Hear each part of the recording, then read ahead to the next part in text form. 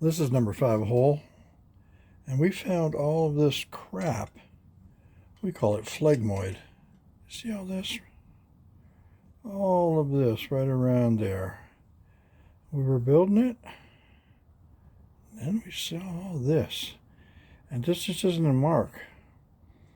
We flex honed it, and still there. Now I've augmented the lighting so it shows up, but it's in the metal, it's in the bore. It's not a crack as such, but it we don't know. This block has to be bored 30 over for those pistons, and we don't know if that's going to clean it. We don't know if it's going to clean up at that. But yeah, it's pretty strange stuff. It just isn't a mark. It's actually, you know, porous in the metal of the bore. So might be sleeving this hole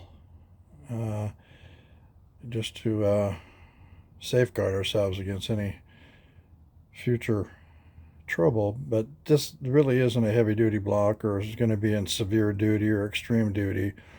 But you know, it's going to see as high as it can rev many times. But it's an old Target motor. It's only got 50,000 miles on it. And yeah, made in Mexico. We don't know what that stuff is.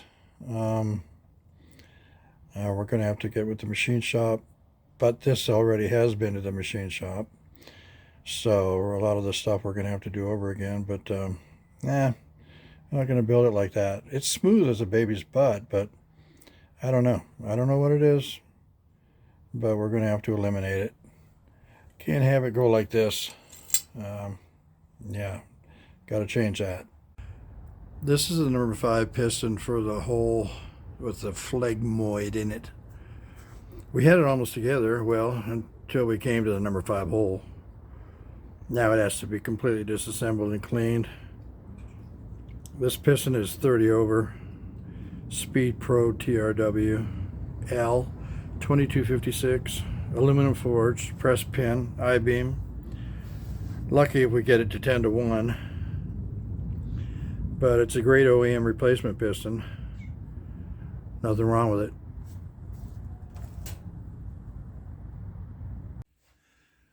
We're looking at these Vortec aluminum casting cylinder heads for that motor with all the FLEGMOID and the number 5 hole. These heads got 1940 intake and 1550 exhaust, 64cc chambers. They're 10, maybe between 10 and 15-year-old castings for a street application. And what we're concentrating on is the seat, because that's where we have a problem. This is the number 2 exhaust seat. It's too high in the chamber, and it's sticking up into the air-fuel charge, and which is probably the tip of that seat is probably going to get hot, and carbon deposits are probably going to form there, and that can lead to detonation. Not too good. Right here is just the number 4 seat, exhaust seat, and it's too low. It's too low in the chamber. So there's a ledge of aluminum above it, which is also going to mess with the airflow charge.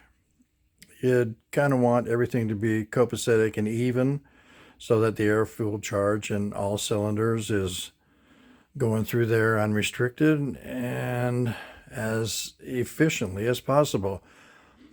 Here's the number 2 intake seat. It has a ridge. It starts about 12:30 and goes in a counterclockwise direction all the way till 3 o'clock. And in some places, it's 100 thou high. Number 4 intake, number 6 intake, number 8 intake, they're all fine. And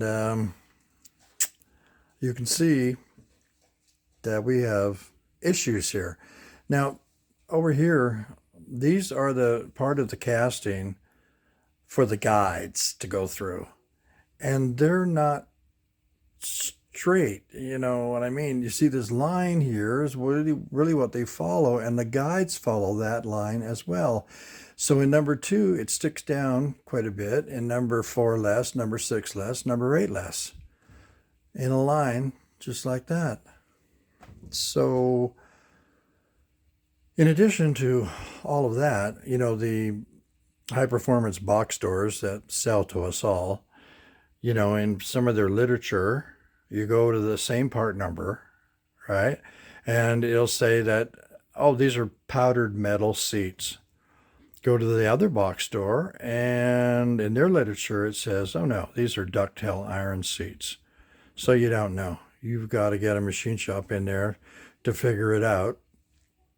And it's going to take money and time. But once these heads are where we want them, they should be pretty good. But like you're not going to just open up the box and take these and run them on the street. You know, I mean, I don't suggest that anybody does that. You need to check them out. And there are things you'll find in there like this.